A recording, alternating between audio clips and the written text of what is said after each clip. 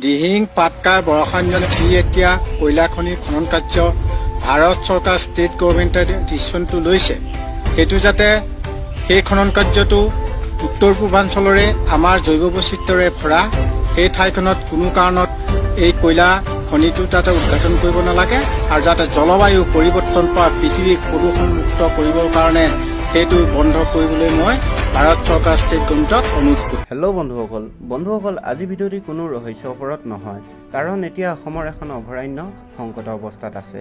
হয়, মই সেই দিহিং পাটকাই বন্যপ্ৰাণী অভয়াৰণ্যৰ কথাই কৈছোঁ, যি কেন্দ্ৰ চৰকাৰে বৰ্তমান কয়লা খনন কৰিবলৈ অনুমতি প্ৰদান কৰে।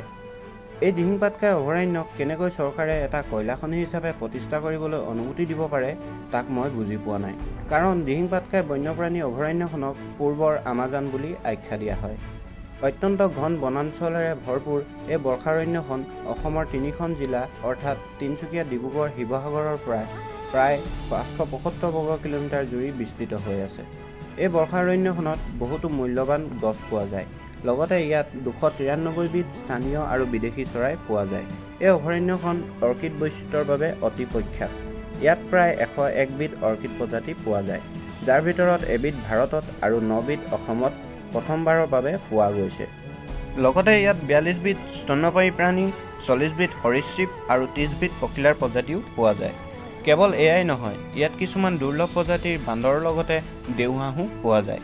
2004 চনৰ 13 জানুৱাৰী তাৰিখে দিহিং পাটকাইক ভাৰত চৰকাৰৰ অধীনত বন্যপ্ৰাণী অভয়াৰণ্য হিচাপে স্বীকৃতি দিয়ে আৰু ইয়াৰ অৰ্ধ অংশ হস্তি প্ৰকল্প অৰ্থাৎ হাতী সংৰক্ষণ ভূমি হিচাপে স্বীকৃতি দিয়ে।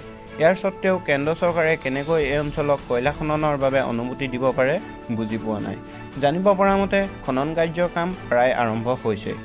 নোৱাৰো দিব এনে এখন অৰণ্য এনেকুৱা হ'বলৈ। প্ৰকৃতিৰ ভাৰসাম্য বিনষ্ট কৰিলে কোনো জীৱই জীয়াই থাকিব নোৱাৰিব।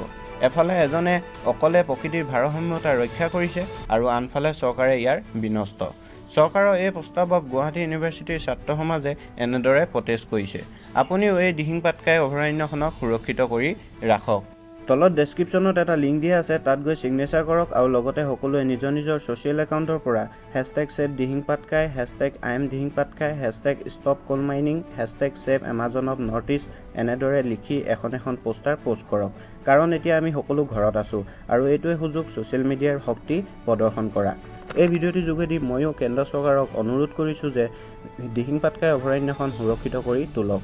এটা কয়লা খনিৰ বাবে এটা দুৰ্লভ জীৱ বৈচিত্ৰ্যক হত্যা নকৰিব। শেষত বন্ধুসকল, এই ভিডিঅ'টি লাইক কৰা বা নকৰা, চেনেলটো ছাবস্ক্ৰাইব কৰা বা নকৰা, কিন্তু ভিডিঅ'টি আৰু #SaveDihingPatkai পষ্টটো ইমানেই শ্বেয়াৰ কৰা যাতে চৰকাৰৰ কাণত পৰে আৰু আমাৰ মৰমৰ দিহিং পাটকাই সুৰক্ষিত হৈ উঠে। আমাৰ অধিকাৰ আমাৰ হাতত। জয় আই অসম।